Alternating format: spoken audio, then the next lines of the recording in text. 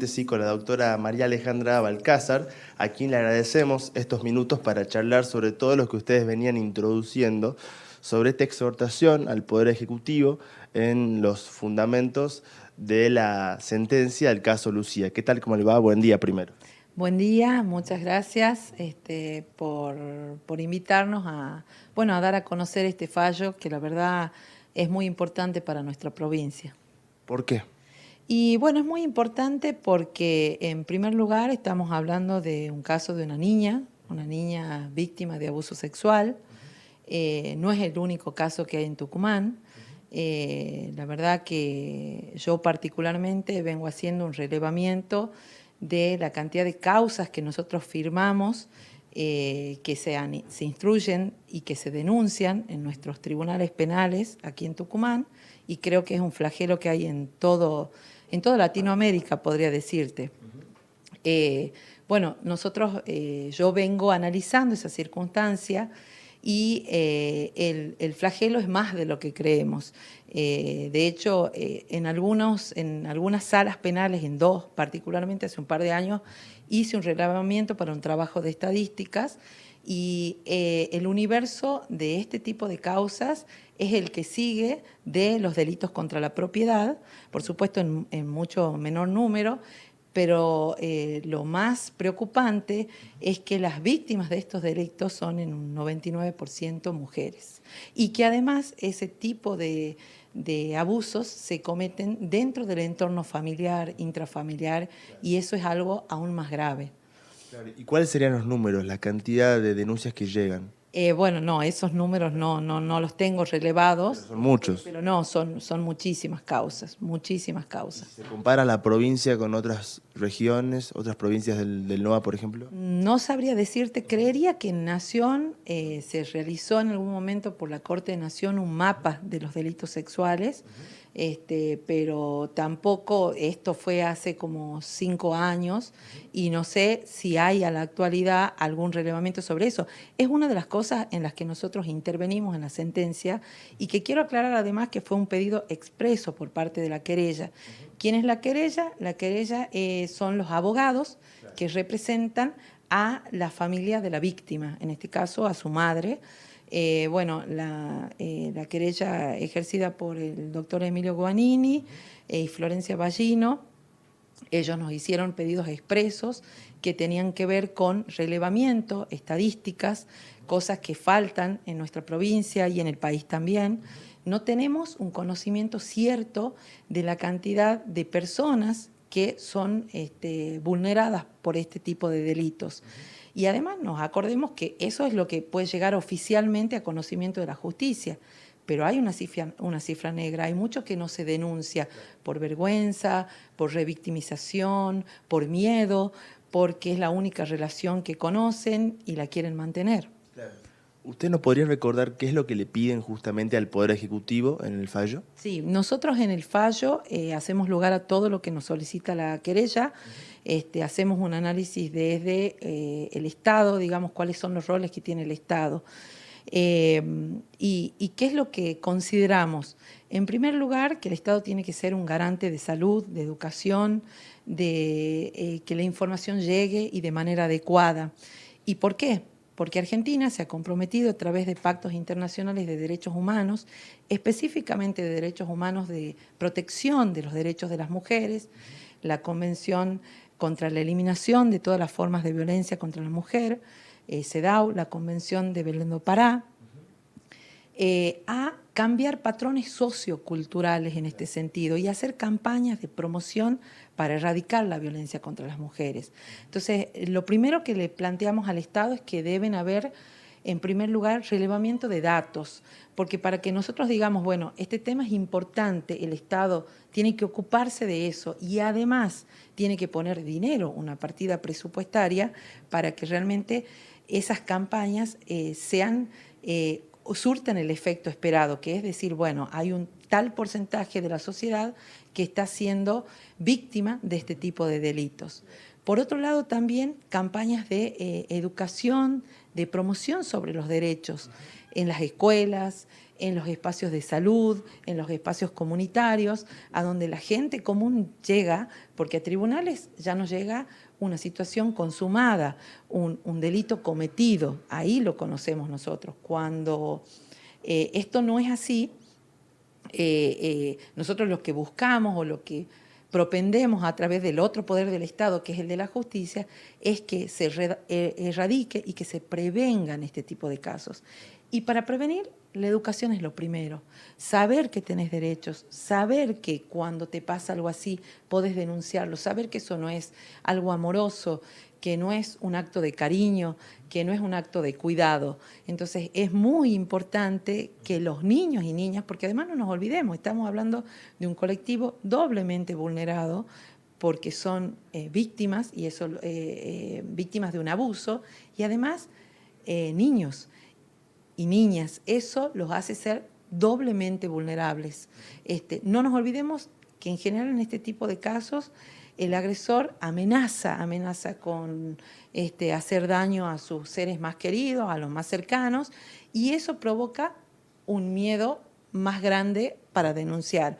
Ahora, si las personas que están el resto del tiempo que los niños y niñas no están en su casa son los docentes, y bueno, es muy importante que la docencia tucumana y del país esté capacitada en cómo detectar los casos, en cómo tomar contacto con los niños y poder decirle, mira, tenés esta opción, podés ir a este lugar, yo te acompaño, hacer la denuncia inclusive. Bueno, en este caso de Lucía nadie detectó que esto estaba pasando y tenía un embarazo avanzado, ¿no? Justamente por eso ustedes hablan en el fallo de un accionar ineficaz por parte del Estado en el caso Lucía. ¿Cuáles son justamente esas acciones ineficaces que han podido detectar? Bien, bueno, en un primer momento la niña no sabía cuáles eran sus derechos, no sabía que podía denunciar, eso está claro. Una vez que esto fue tomado en conocimiento por el sistema de salud, tampoco se procedió con la diligencia debida. No nos olvidemos que a Lucía tuvieron que hacerle una cesárea por lo avanzado que tenía este embarazo. Y bueno, también en el sistema de salud hace falta una capacitación muy específica. Yo creo que en los tres poderes del Estado, ¿no? En el poder judicial, en el ejecutivo, en el legislativo y en el ejecutivo, en todos los ministerios.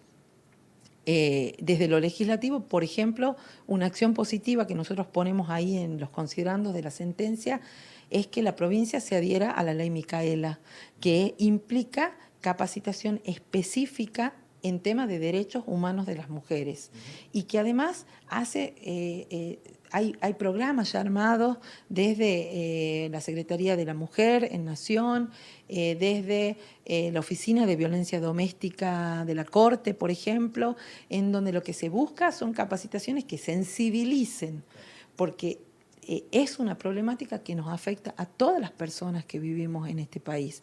Y desde salud, bueno, por ejemplo, saber que la interrupción legal del embarazo está prevista en el Código Penal desde el año 1921 para casos de abusos sexuales como estos, en los cuales la persona debe acudir al sistema público de salud y poder obtener la práctica sin ningún otro trámite. Bueno, esta demora en el caso de esta nena, cuando ella, por los informes, los informes que están psicológicos, desde el primer momento ella dijo, quiero que me saquen esto que tengo adentro. Y bueno, no respetar el derecho de ella a ser oída primero como niña y a que se cumpla con la ley. Si había alguna duda sobre esto que dispone la ley argentina, el fallo FAL de la Corte Suprema en el año 2015, Corte Suprema de Justicia de Nación, lo dejó muy en claro. Es un derecho de las personas que sufren violencia sexual y que quedan embarazadas realizarse la interrupción legal del embarazo. O sea que falta información. Yo creo que falta una información clara, que no esté teñida de algún interés de otra naturaleza. También sacarle quizá a los médicos ese miedo.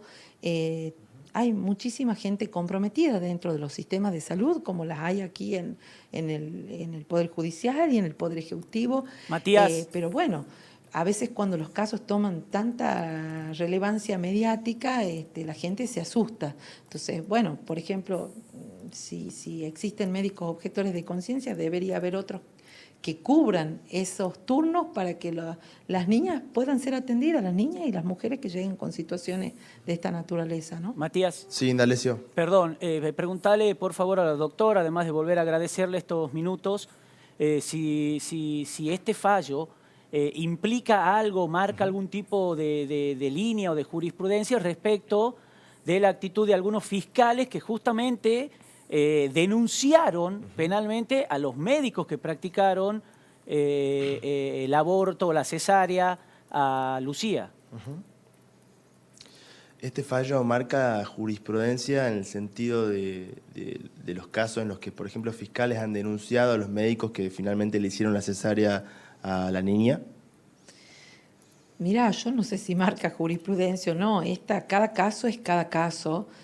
Yo sobre el otro caso que está todavía en trámite no puedo emitir una opinión porque no sé si eventualmente tendré que intervenir porque es un caso que no ha sido elevado a juicio todavía. Pero lo que sí creo que está muy claro cuáles son los compromisos internacionales que el Estado argentino ha asumido, cuál es la ley del Estado, cuáles son los protocolos a nivel nacional que deberían aplicarse, que es otra de las acciones positivas que nosotros le marcamos a la provincia, adherirse a la ley Micaela para capacitación y por otro lado también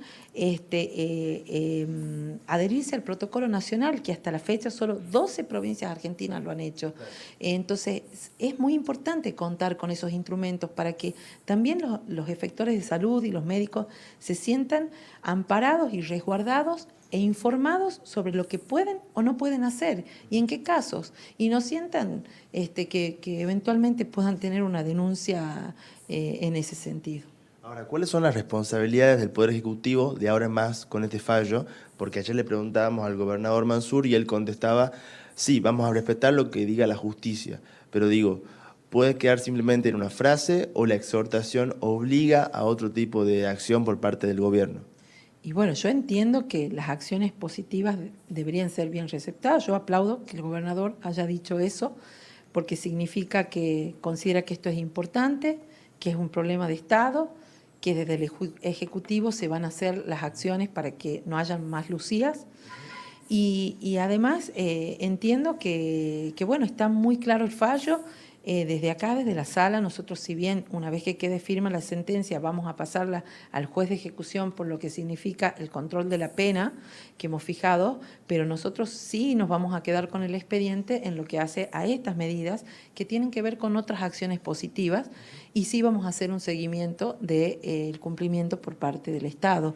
Pero la verdad que creemos y confiamos en que no va a hacer falta exhortar nuevamente porque me parece que es un caso muy triste en donde quedó muy claro todas las ineficacias del Estado para atender y finalmente garantizar que los derechos de Lucía se cumplan. O sea que puede ser que este caso marque un antes y un después, al menos socialmente, más allá de la jurisprudencia.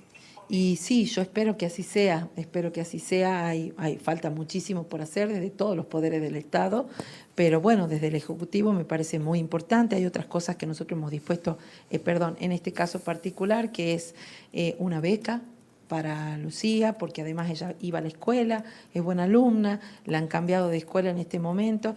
Esperamos que pueda tener derecho a una mejor forma de vida, porque además ella tiene otra vulnerabilidad.